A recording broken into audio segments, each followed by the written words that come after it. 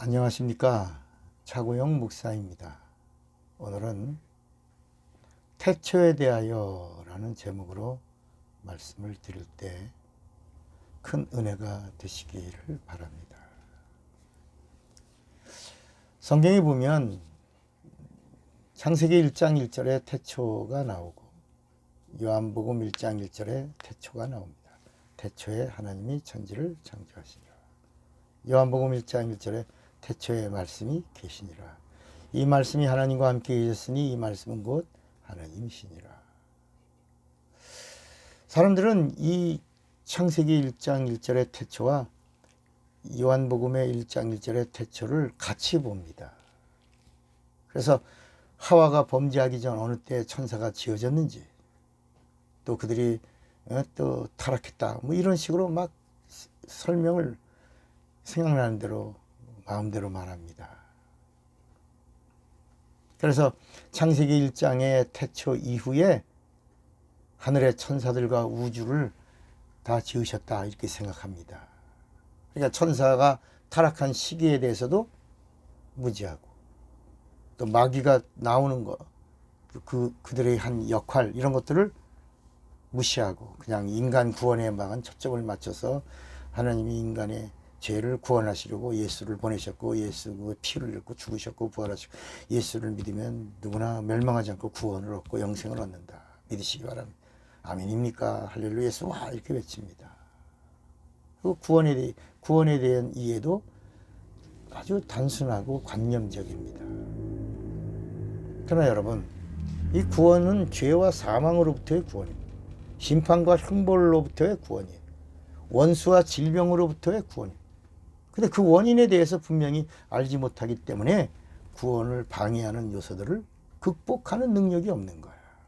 그래서 시험 들고, 그래서 실족하고, 그래서 하나님을 원망하고, 그래서 하나님께 따지기도 하고, 그래서 오히려 하나님을 떠나는 사람들이 많이, 떠나면 가만히 있으면 되는데 오히려 나도 옛날에 교회 다녔어, 나 집사였어, 나 누군지 알아, 나 전도사였어, 뭐 이러면서 오히려 하나님의 일을 방해하는 회방꾼이 되기도 하는 것입니다. 자, 그러면 창세기 1장 1절의 태초는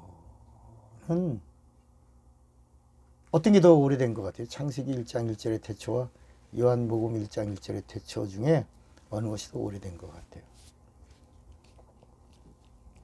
여러분, 요한복음 1장 1절의 태초는 하나님의 말씀이 계시던 영원한 때의 태초를 말합니다. 영원한 때의 태초.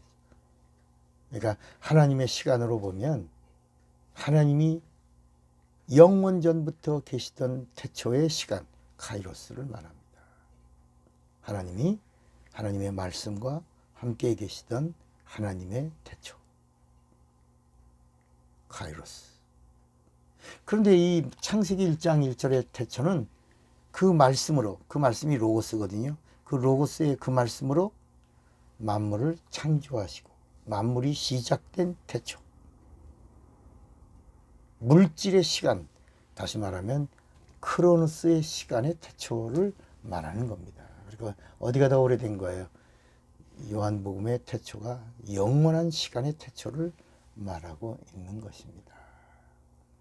그러니까 창세기 1장 1절에 태초에 하나님이 천지를 창조하시라 할 때 이 태초는 히브리어로 브레시트. 그래서 시작, 처음을 뜻하는 레시트에다가 때를 가리키는 부가 들어가서 브레시트거든요. 처음, 시작이란 말은 히브리어의 레시트고, 그리고 때라는 말은 부라는 말인데, 이 단어를 합치니까 브레시트. 그러니까 다시 하나님이 태초에 천지를 창조하시니라가 아니라 원 번역대로 말하면 하나님이 천지를 창조하실 때 이렇게 말하는 겁니다. 그때 땅이 혼돈하고 공허하며 흑암이 깊음 위에 있고 하나님의 신은 수면에 운행하신다. 그때 하나님이 이제 여기 또 말씀하는 빛이 있으라. 그러니까 창세기 1장 1절과 2절을 잘 정리해야지 그 다음에 이 영적 세계의 비밀까지도 알 수 있는데, 창세기 1장 1절만 있고 2절을 그냥 무시해버리니까, 그리고 에덴 동산에 아담 이야기 하니까 아담 이야기를 통해서 구원 이야기하고, 아담이 타락하고 죄가 들어왔고 사망이 왔고, 그래서 하나님의 아들을 품속에 있는 예수를 보내셨고, 그 아들이 고난을 받으시고 죽으시고 부활하셔서, 그래서 모든 죄를 진멸하시고, 이제는 누구든지 예수를 믿기만 하면 죄에서 구원을 받고, 구원 얻은 자들이 영생을 얻고, 영생 얻은 자들이 영생의 나라에 들어갈 수 있다. 그러므로 여러분 예수를 믿으시기 바랍니다. 예수를 믿으면 구원을 받습니다. 영생 얻습니다. 믿으십시오 라고 말하는 것. 그래서 인본주의 구원론으로 계속 가게 되는 이런 비극적인 일이 일어난 겁니다.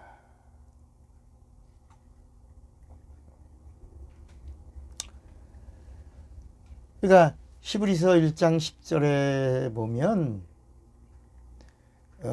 처음에 at the first, 처음에라는 뜻으로, 그러니까 어떤 시간적인 개념을 완전히 벗어난 처음에, at the first. 그래서 다시 말하면 영원한 때로서 어떤 피조물도 존재하지 않고 하나님만이 홀로 계시던 그때, 태초에 하나님의 카이로스로 하나님이 계시던 그때, 그때가 바로 요한복음의 1장에 나오는 태초. 그러니까 레스트가 아니고, 만물이 시작된 태초 레스트가 아니라 그 레스트에 브레스트가 되면 천지를 창조하실 때가 되는 건데, 그것이 아니라 영원전, 영원히 하나님과 함께 계시던 태초, 그거를 뭐라냐면 아르케라고 합니다. 아르케.